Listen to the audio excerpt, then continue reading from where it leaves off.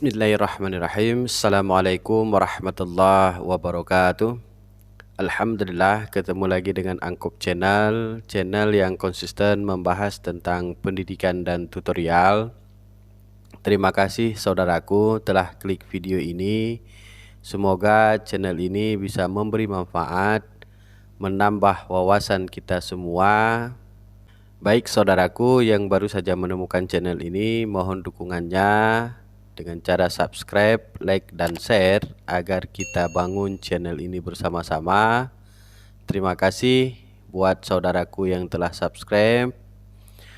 Saya doakan semoga saudaraku senantiasa dalam lindungan Allah Subhanahu wa Ta'ala, diberikan kesehatan, dimudahkan segala urusan. Amin, amin ya rabbal alamin. Baik teman-teman, pada video kali ini kita akan mengulas sebuah berita. Wakil Ketua Komisi 2 DPR RI usulkan masa pengabdian menjadi dasar seleksi P3K. Bagaimana skema dan aturannya? Baik, mari kita ikuti berita ini sampai dengan selesai. Wakil Ketua Komisi 2 usul masa pengabdian jadi dasar seleksi P3K. Jakarta, Wakil Ketua Komisi 2 DPR RI Judimar Girsang mengusulkan kepada pemerintah agar menjadikan masa pengabdian sebagai dasar untuk mengangkat tenaga honorer dalam seleksi pegawai pemerintah dengan perjanjian kerja atau P3K, ketimbang menjadikan nilai ambang batas atau passing grade sebagai patokan utama.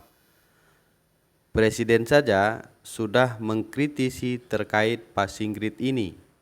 Jadi seharusnya jangan lagi masalah passing grade itu dijadikan alasan terus. Imbasnya, sebaiknya pemerintah lebih bijak dan humanis dengan menjadikan masa pengabdian sebagai dasar untuk pengangkatan tenaga honorer menjadi P3K.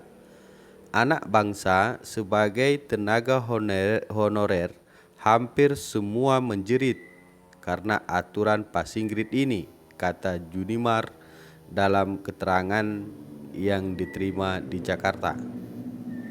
Hal ini disampaikan merespon minimnya peserta seleksi P3K pemerintah dengan perjanjian kerja atau P3K bidang tenaga teknis yang dinyatakan lulus oleh pemerintah hanya sebesar 13%.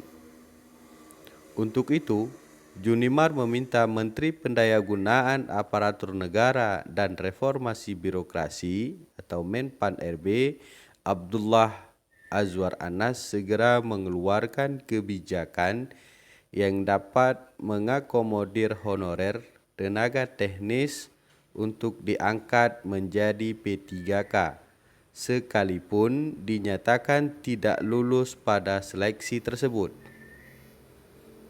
Ini seharusnya menjadi perhatian khusus dari pemerintah, khususnya Menpan RB. Beliau harus segera mengambil dan menerbitkan kebijakan yang mengakomodir dan meluluskan tenaga teknis tersebut menjadi P3K, katanya. Sebab, kata dia, jumlah honorer di bidang tenaga teknis sangat banyak di Indonesia. Bahkan terdapat di seluruh lembaga dan kementerian hingga di tingkat satuan kerja pemerintah daerah seperti Dinas Pendidikan dan sebagainya. Jumlah honorer tenaga teknis itu sangat banyak, mulai dari tenaga teknis pendidikan hingga di berbagai kementerian dan lembaga, juga seperti tenaga teknis di Mahkamah Agung, Polri, dan lingkungan DPR garing MPR. Ini jumlahnya sangat banyak. Jadi pemerintah jangan menutup mata dan meremehkan soal ini, tuturnya. Sebelumnya, Menpan RB Abdullah Azwar Anas mengatakan tenaga teknis yang lulus dalam seleksi pegawai pemerintah dengan perjanjian kerja atau P3K beberapa waktu lalu sebanyak 13%. Untuk itu, pihaknya tengah menyiapkan skema penyelesaiannya. Kami sedang mengambil skema bagaimana mengafirmasi kelulusan tes, terutama di tenaga teknis. Karena kemarin kita cek tenaga teknis yang lulus hanya 13%. Jadi kecil sekali, kata Azwar dalam sambutannya di acara peresmian 14 Mal Pelayanan Publik MPP yang disiarkan secara daring melalui kanal YouTube Kementerian PAN-RB.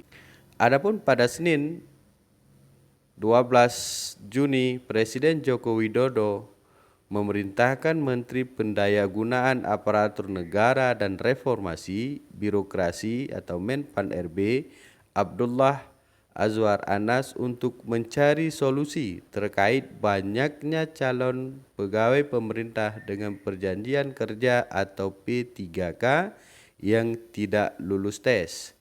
Kami buat skenario yang dilaporkan ke Presiden.